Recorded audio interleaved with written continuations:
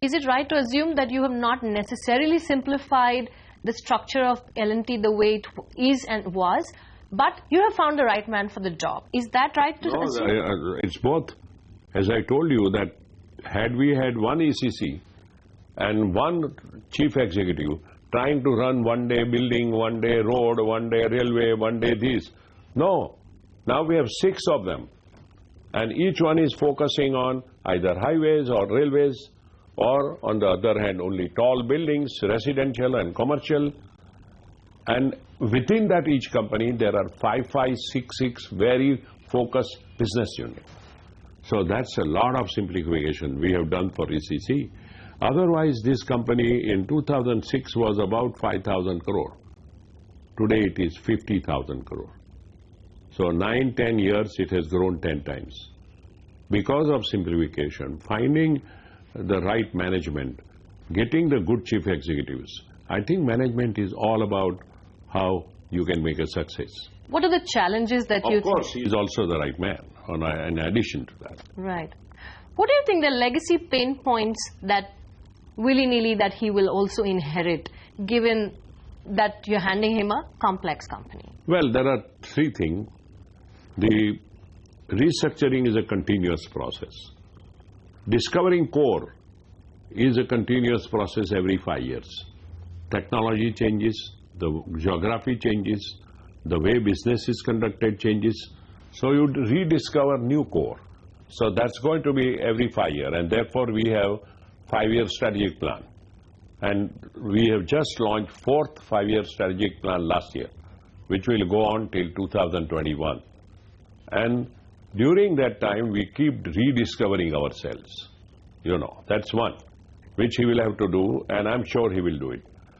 The second thing is, lot of small businesses. They are not created by me or anyone, but they have been historically, when there were no license, there were license Raj, and no open business which you can enter. We entered little to grow many business. We need still, I have got rid of 11 of them. We still have to get out of 9 of them. I am trying my level best that by September 3 to 4 is out. They are working on it. But there are few more which will have to be really sold off, but that will be done together with the CFO and Subramaniam to simplify a little, right? Third thing, capital allocation, which you talked about little while ago. We put up a 4th shop. 2006, I got the telephone call from the Prime Minister's office, and they said there is only one BHEL for manufacture of power, and you have to think about it. Plus, you are the only nuclear reactor manufacturer. If you can install the capacity. We talked to Atomic Energy. Atomic Energy actually talked to us. They came up with the tender for partnering joint venture on making nuclear grade forgings. And 2007 that was, and the power issue was in 2006. So we came forward. There was a regular selection process. 4 or 5 companies had applied and we got selected, and we spent close to 3,000 crore in building a nuclear forge shop to become, as again I am telling you, the super high-tech company of India. And then came the tsunami in Japan, and you know the disaster that took place. The world which was looking forward to put more than 100 nuclear reactors in the US and elsewhere suddenly closed. And knowing that the nuclear is going to expand, world over the forging capacity had doubled, tripled. So we had a big capacity. We came in when there was a boom, but it collapsed the moment the forge shop was even half ready. But we could not retract that step. So we have been losing money, not created by anybody from within the company, but an act of God. And it is a joint venture between us and Atomic Energy. In other words, Atomic Energy needed it badly for building our strong nation. So that is one.